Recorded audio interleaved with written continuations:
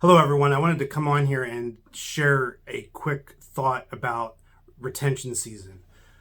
We often work when we're working with our clients. One of the things we really point out is that uh, even though school has just ended and you got past September, and you can kind of have this letdown. Maybe a lot of you are planning for some special events. I know a lot of schools will do festivals and different kind of fun events within the school internally, and also those schools are focusing on fundraising. However, there's often times a big thing that's missed that's related to enrollment, and that is that this is peak season for retention. And if you don't jump on that fact and take action, you're going to lose out on your window to and that opportunity to make sure that your retention rate next year is high. Now, we love to see schools that have high retention rates. The national average, according to the National Association of Independent Schools, is roughly 91%. And I think that depends on what type of school you're at, and where you're located in the United States. And I think there's big variations on that. However, healthy schools will see a retention rate above 91%. And we love to see our schools up around 93 to 95%. And I just got done visiting one of our clients, and we were working with them on retention. And one of the key things that we're doing this time of year is really putting down a battle plan that has a marketing plan attached to it for retention. But that retention plan also has more of a sales kind of element to it, where we're having the admissions team working with one-on-one, trying to connect with people, and also different division people within the school. So the principals and lead teachers and maybe athletic directors and other kind of influential people that have a lot of contact with parents, they're also recognizing their role in retention. So retention is an all-out effort. And the one big thing I just want you to understand is this time of year with the calendar, if you're a board member hearing this, you need to be talking about this.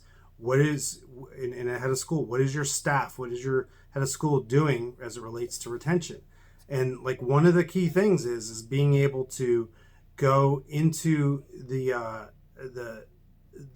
you're going through a list of all the families in your school and knowing who is most likely to stay, who is most likely to leave, and then breaking that down. A lot of times we'll rank them on a scale, and that will really help kind of clarify who is on the fence and who's not. Because what happens this time of year, based on the calendar, is basically from roughly September 1st, middle of August, when school starts, depending on where you are, till right after Thanksgiving, that week after Thanksgiving.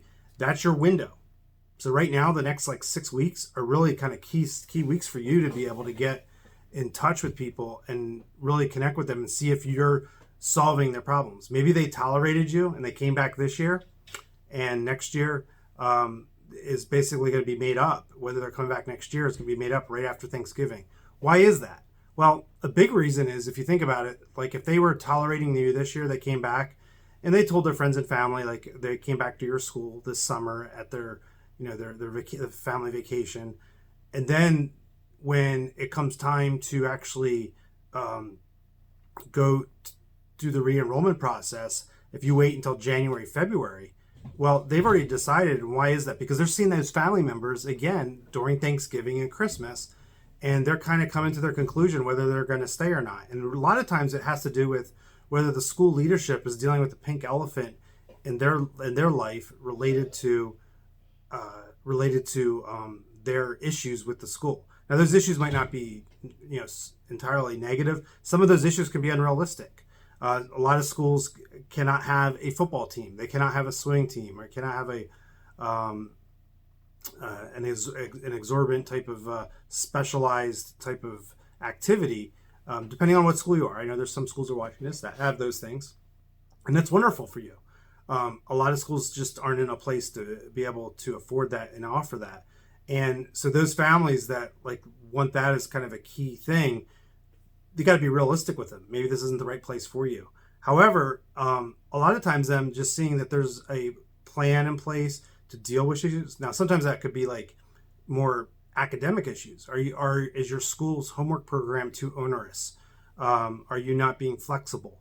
Are you not offering classes that helps them with their future college enrollment. Meaning, like one thing I like to see schools looking at is dual enrollment.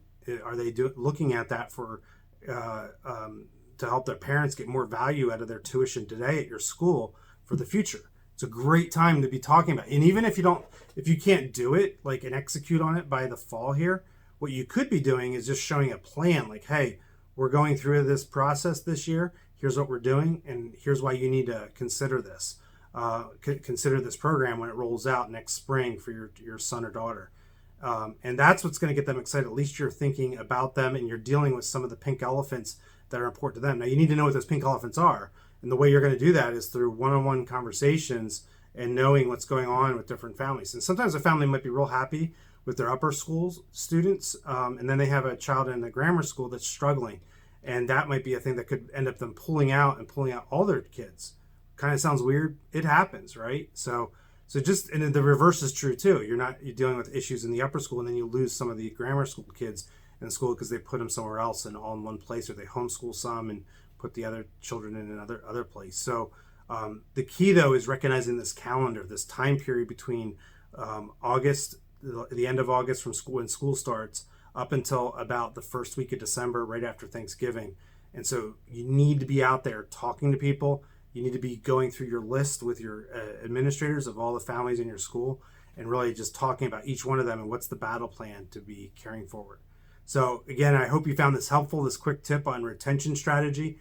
Share this around with your team. And also we have some other blog posts on our website. And if you want to jump on a call and chat with us about some of your challenges related to retention, we're glad to help you. And you can schedule a strategy session with either myself or one of our team members, and we'll get on and talk about some of those challenges you have and how we might be able to help you.